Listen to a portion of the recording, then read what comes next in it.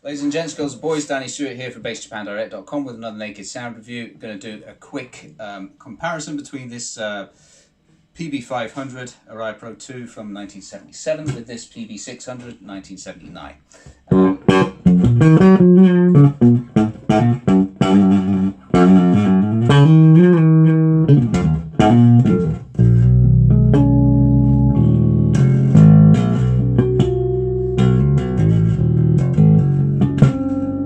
Very nice. So this is with the tone up.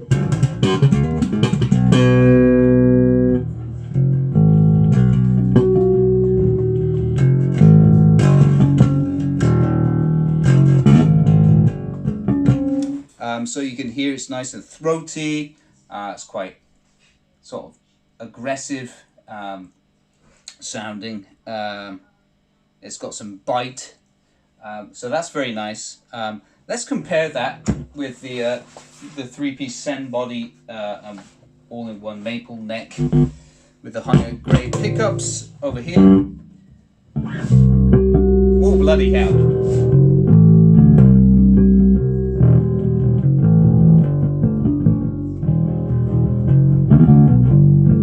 I'm having to play very gently because this is a lot louder.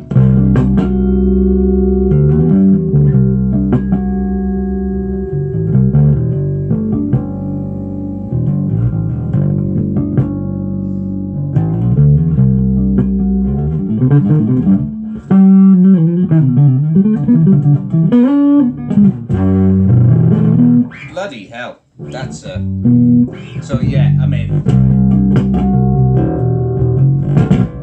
you play more aggressively, yeah, blimey.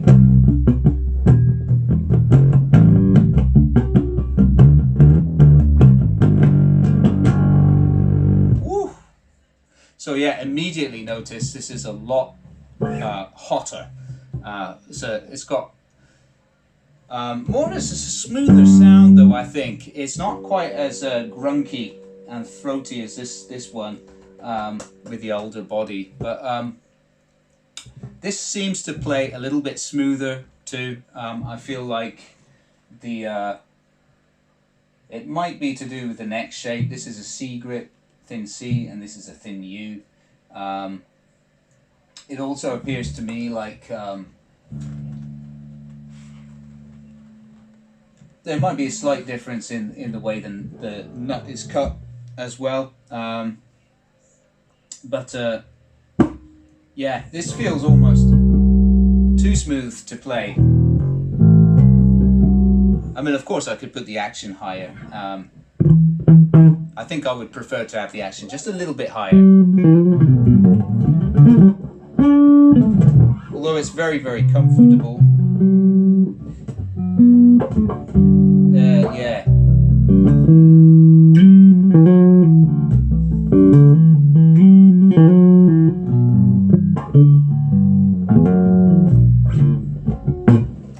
Yeah, that's lovely. And then with the tone down.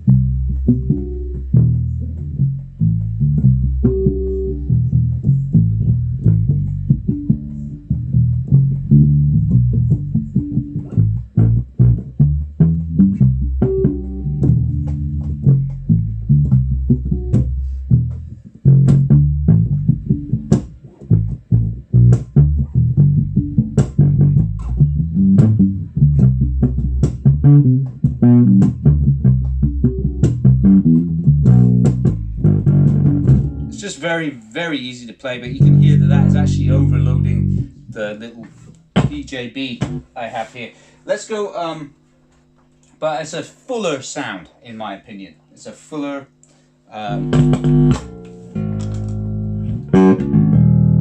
so now on this with the tone down.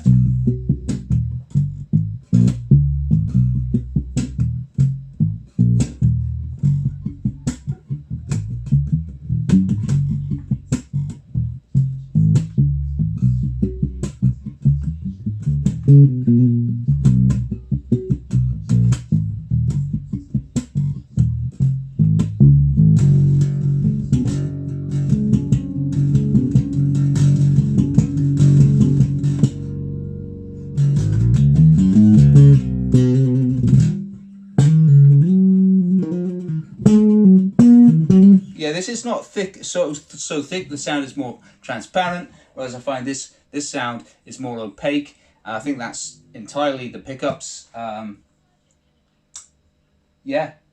like them both. This one I would compare with the Tokai Hard Puncher in terms of the sound and volume of output. Although I prefer the way, maybe I prefer the Hard Puncher's neck, the grip. I'm not such a fan of the thin U grip. I prefer the C personally.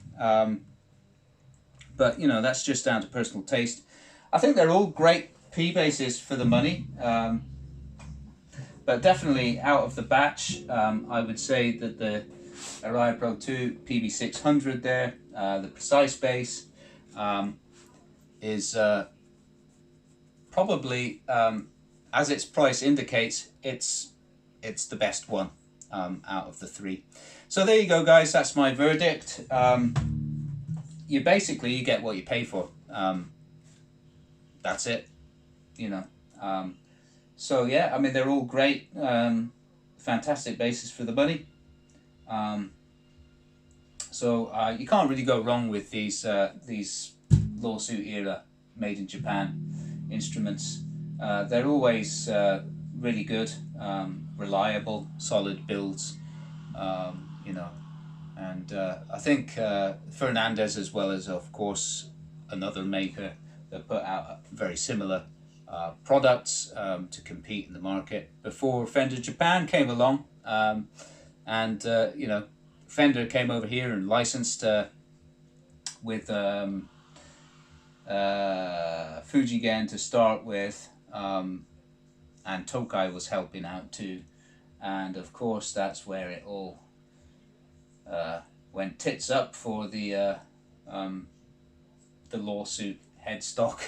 Everybody had to change their headstock shape from then on, so as not to piss off Fender, so as not to lose contracts. That's why Tokai these days, they don't have the original headstock shape, right? Because since Tokai took over the contract for Fender that was in the mid 90s, I think, late 90s, they had to change their headstock shape so as to keep the contract.